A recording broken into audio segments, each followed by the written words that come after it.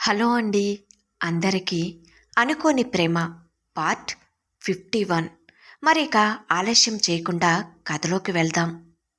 సుందరమ్మ గారు బట్టలు మడత వేయటం ఆపి ఆశ్చర్యంగా చూస్తూ ఇద్దరి వైపుగా నడుచుకుంటూ వస్తారు.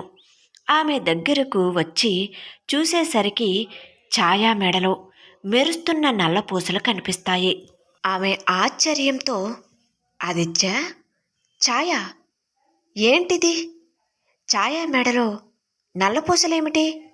మీరు పెళ్లి చేసుకున్నారా? నాకు ఒక్క మాట కూడా చెప్పకుండా ఎంత హఠాత్తుగా చేసేసుకున్నారేంటి? ఆమె గొంతులో నిరాశ స్పష్టంగా కనిపిస్తుంది. ఆమె కళ్ళల్లో నీళ్లు తిరుగుతాయి. నేను మీ పెళ్లి కోసం ఎన్నెన్నో కలలు కన్నానురా. బంధువులందరినీ పిలిచి ఊరంతా పండగలా చేయాలని అనుకున్నాను. ఇంత సింపుల్గా చేసేసుకుంటే ఎలా? ఇంతలో వసు రాహుల్తో కాల్ మాట్లాడుకుంటూ తన రూమ్ నుండి మెట్లు దిగుతూ కిందకు వస్తుంది.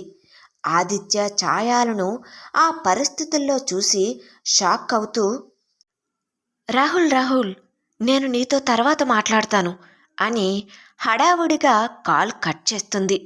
గబగబా మెట్లు దిగి సుందరమ్మగారి దగ్గరకు వచ్చి ఆశ్చర్యంతో తన చేయితో నోటిని మూసుకుని ఆశ్చర్యంగా చూస్తూ నిలుచుంటుంది. నాన్నమ్మ, అది మేము మేము గుడిలో పెళ్లి చేసుకున్నాము అంటాడు. ఆదిత్య, గుడిలోనా? ఏమిట్రా మాట్లాడుతున్నావు?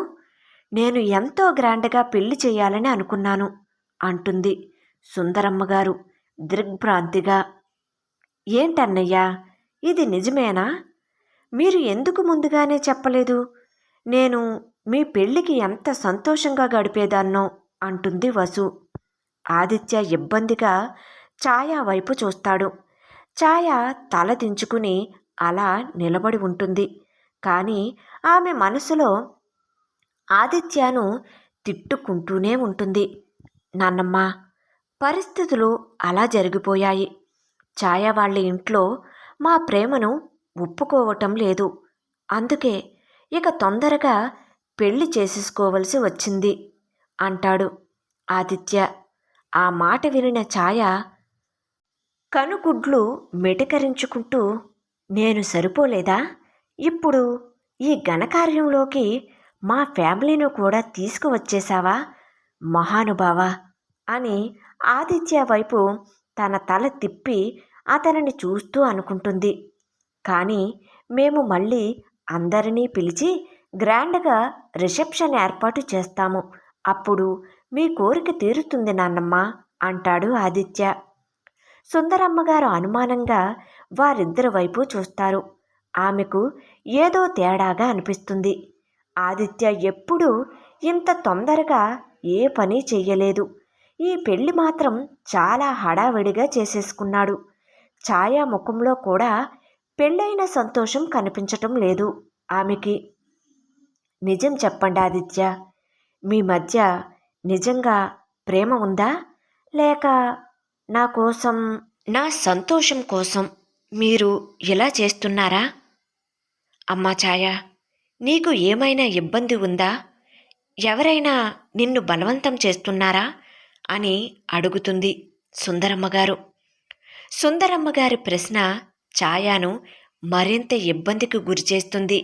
ఆమె తల దించుకుని తన చేతులను గట్టిగా అదిమి పట్టుకుంటుంది. ఏం చెప్పాలో ఆమెకు తెలియటం లేదు. ఛాయ మెల్లగా, అమ్మమ్మగారు, ఆయన చెప్పింది నిజమే. మేము ఇద్దరం ఒకరినొకరం ఇష్టపడ్డాం. పరిస్థితుల వల్ల తొందరగా పెళ్లి చేసుకోవలసి వచ్చింది. నన్ను ఎవరూ బలవంతం చెయ్యలేదు అంటుంది. సుందరమ్మగారు వారిద్దరి మాటలను పూర్తిగా నమ్మలేదు. ఆమె కళ్ళల్లో అనుమానం ఇంకా మెదులుతూనే ఉంటుంది. పరిస్థితులేంటమ్మా?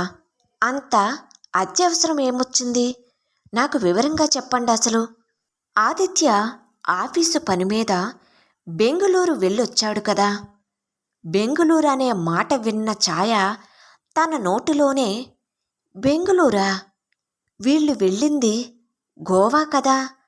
పైగా ఆఫీసు పని అంటున్నారేంటి? ఎంజాయ్ చేయడానికే కదా వెళ్ళారు అని సందేహపడుతుంది. అమ్మ బాబోయ్, ఈ గంభీరం మామూలోడు కాదు. బుట్ట తీసి తట్ట, తట్ట తీసి బుట్ట పెట్టి మొత్తం అందరినీ మాయ చేస్తున్నాడు. పెద్ద మాయలోడు. ఓరి దేవుడా, ఇలాంటి మైండ్ బ్లాక్ అయ్యే విషయాలు నేను ఎన్ని వినవలసి వస్తుందో ఈ ప్రయాణంలో అనుకుంటుంది. మరి బెంగళూరు వెళ్ళి వచ్చిన తర్వాత నేను ముహూర్తాలు పెట్టిస్తాను అంటే అప్పుడు ఎందుకు చేసుకోలేదు అని ప్రశ్నిస్తారు సుందరమ్మగారు. ఆదిత్య తాను కల్పించిన అబద్ధాన్ని కొనసాగించక తప్పలేదు. ఛాయ వాళ్ళ ఇంట్లో ఒప్పుకోలేదు. అందువలనే పైగా వాళ్ళ చెల్లెలు హెల్త్ అంత బాలేదు, పరిస్థితులేవీ అంత అనుకూలంగా లేవు అని, పెళ్ళి తర్వాత అంతా చక్కబడుతుందని తొందరగా మేము గుడిలో చేసేసుకున్నాం. ఇప్పుడు ఛాయ వాళ్ళింటికి వెళ్ళిపోయి వాళ్ళింట్లో కొన్ని రోజులు ఉండి వాళ్ళు అందరినీ ఒప్పిస్తుంది. నాకు ఆ నమ్మకం ఉంది. ఏం ఛాయ, ఏమంటావ్ అని ఆమె వైపు చూస్తాడు.